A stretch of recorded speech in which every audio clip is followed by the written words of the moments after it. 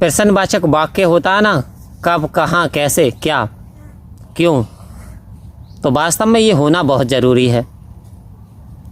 क्योंकि जब भगवान श्री राम गुरु वशिष्ठ जी के आश्रम में पहुंचते हैं और पहुंचने के उपरांत जब दरवाज़ा खटखटाते हैं तो अंदर से गुरु जी कहते कौन? तो भगवान श्री राम कहते हैं, अरे गुरुवर, मैं यही तो पूछने आया हूं कि मैं हूं कौन। अब आप समझिए, इसे लीला कहिए भगवान श्री राम की, या फिर गुरु मर्यादा को निभाने के लिए आप गुरु जी के आश्रम पे आए और आपने दरवाज़ा खटखटाया और अंदर से ये आवाज़ आई, दरवाजे पे कौन? तो भगवान श्री राम ने कहा, प्रभु यही तो मैं पूछने आया हूं, मैं हूं कौन। कहते, राम ऐसा क्यों कहते हो? तो राम जी मुस्कुराए, कह रहे हैं कि मैंने पब्लिक से सुना है कि कोई तो कहता राम दशरथ का बेटा है, कोई कहता घटघट में बेटा है, कोई कहता जगत पसारा है, कि एक राम दशरथ का बेटा, एक राम है घटघट बैठा, एक राम है जगत पसारा, एक राम है जग से न्यारा। प्रभु बड़ी उलझन में हूँ, ये बात बताइए आखिर मैं हूँ कौन? यही तो जानकारी करने के लिए आया हूँ। संत महात्मा और रब्बी यानी अवतारी स्वयं नारायण सतगुरु के दरबार पे आन करके ही पूछ रहा है कि आखिर मैं हूँ कौन। इंट्रोगेटिव सेंटेंस, मैं हूँ कौन, मुझे पता बता दीजिए, मुझे अपनी शरण दीजिए प्रभु। आओ संत महात्मा, आज यदि सदगुरु की मर्यादा की बात आती है, आज सदगुरु बनाने की बात आती है, तो उंगलियां उठाते हुए हमने देखे हैं लोग। हम सत्संग करके क्या करेंगे? कौन से सत्संग करने के उपरांत कौन से महात्मा जी धनपति होंगे, कौन से महात्मा क्या होंगे, बस उन्हें होने दीजिए, उनके जीवन का कल्याण होने दीजिए। तो आओ संत महात्माओं, एक बात तो सोचो, समझो तो सही। बड़े बड़े राजा महाराजा आए, हजारों टन सोना चांदी या रुपया गहने, ना जाने अनगिनत बिल्डिंगें, साजो सामान। एक भी राजा, एक भी साहूकार, एक भी जमींदार यदि ले करके गया हो तो बताओ। लेकिन इस ओर संत महात्माओं की बात करोगे जिन्होंने सत्य को अपना लिया, जिन्होंने सतगुरु को जीवन में अपना लिया, तो रविदास जी के पास क्या था? क्या वो साहूकार थे? क्या बिल्डिंग थी या सोना था, रुपया थी, चांदी था, क्या था? लेकिन फिर भी आज भी लोग मान सम्मान के साथ उन्हें क्यों पूछते हैं? क्यों आदर सम्मान के साथ जय जयकार जय घोष होती है? क्यों जिक्र होता है रविदास जी का कि मन चंगा तो कठौती में गंगा, निकाल ले मीरा जितने चाहे इतने कंगन। ये सत्य की ताकत, ये परमात्मा को जानकारी की ताकत, ये सत्संग करने की ताकत। आओ संत महात्माओं, मीराबाई को कौन जानता था? क्या मीराबाई तो राजकुमारी थी, परंतु जब भगतनी बनी तो इतिहास ही बदल गया। इधर संत तुकाराम जी हुए हैं, भुल्ले शाह हुए हैं, ऐसे ऐसे संत महात्मा जिनके पास धन दौलत नहीं, संत महात्माओं नाम का दौलत, नाम का धन, नाम रूपी धन है। तो वास्तव में ये धन सभी धनों में सर्वश्रेष्ठ है, क्योंकि इंसान याद रख, जब दिन है तो रात भी है, दुख है तो सुख भी है, जन्म है तो मृत्यु भी है। यानी जिस जिस प्राणी का जन्म हुआ उसे मृत्यु का जायका भी चखना पड़ेगा। इसलिए वेद शास्त्र साफ साफ पुकार रहे हैं कि 83,99,999 योनियाँ भोगी इस जीव आत्मा ने बड़ा कष्ट सहा होगा। कितने कितने वर्ष का एक एक चूल्हा होता है, कितना कष्ट सहा, तब जा कर के ये हीरा जन्म मिला। हीरा जन्म क्यों कहा? क्योंकि इसमें ऐसा नहीं है, क्योंकि इसमें दो काम मालिक ने अपने हाथ में रखे, जन्म कहाँ देना है और मृत्यु कब देनी है।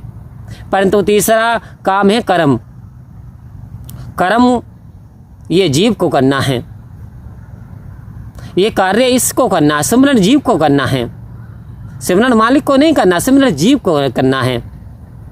तो सतगुरु कह रहे ज्ञान कर्म में ढल जाए तो जीवन का श्रृंगार बने।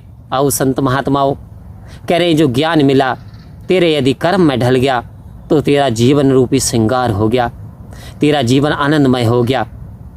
आज जीवन आनंदमय हो जाता है संत महात्माओं का। आज प्रेमानंद जी को लेकर के हजारों ऐसे संत महात्मा जो एकांत में बैठे हुए हैं, शांत अवस्था में बैठे हुए हैं, छुपाए हुए बैठे हैं, लेकिन परमात्मा की धुन को लगाए हुए बैठे हैं। ये होती है सत्य की ताकत। जब राजा सगर के 10,000 पुत्र जमीन को खोदे फिर रहे थे, पृथ्वी पे हाहाकार मचा रहे थे, साधु संतों को सता रहे थे, और घोड़ा ये छोड़ करके भेज दिया कि इस घोड़े को जो पकड़ेगा वो हमसे युद्ध करेगा।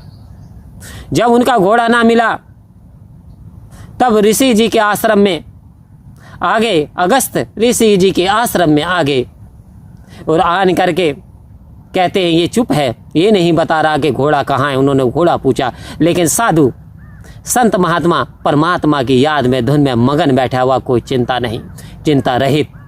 ये देख करके उन्हें 10,000 को क्रोध आ गया। उन्होंने दाढ़ी पकड़ के हिला दिया और कहा, दुष्ट, तूने हमारी प्रश्न का जवाब नहीं दिया। क्या हमारे घोड़े को तूने पकड़ा या तूने कहीं देखा? क्यों नहीं बोल रहा? और संत महात्मा कहते सत्संग से क्या होता है?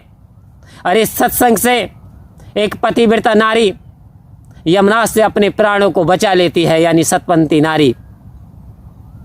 और संत महात्माओं सती सावित्री सत्संग की शक्ति से एक अनसुईया ब्रह्मा विष्णु महेश को 6-6 महीने का बच्चा बना करके पालने में झुला देती है और उन्हें दूध पिला देती है अपना ब्रह्मा विष्णु महेश। तो कल्पना कीजिए, कोई धर्मान कर सकता है, कोई विद्वान कर सकता है, इस काम को नहीं कर सकता। ये केवल सत्संग के द्वारा होता है। तो आओ संत महात्माओं, इधर जब ऋषि जी ने आँख खोली, देखा, अरे दुष्टो, तुमने मेरी तपस्या को छिन्न भिन्न कर दिया। जैसे चढ़ा अमृत स्मरण करके छिड़कते हैं, मारते हैं उनके ऊपर, 10,000 के 10,000 जल करके नष्ट हो गए, राख बन गई। राजा को पता चला, राजा बड़ा व्याकुल हुआ, कह रहे समय से पहले ही मृत्यु हो गई, अब इनकी आत्मा को मुक्ति कैसे मिलेगी?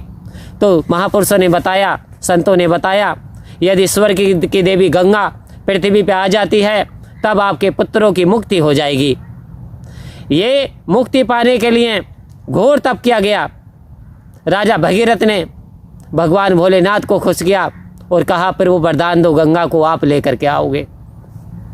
गंगा आई स्वर्ग से और भगवान शिव ने लटों में संभाली।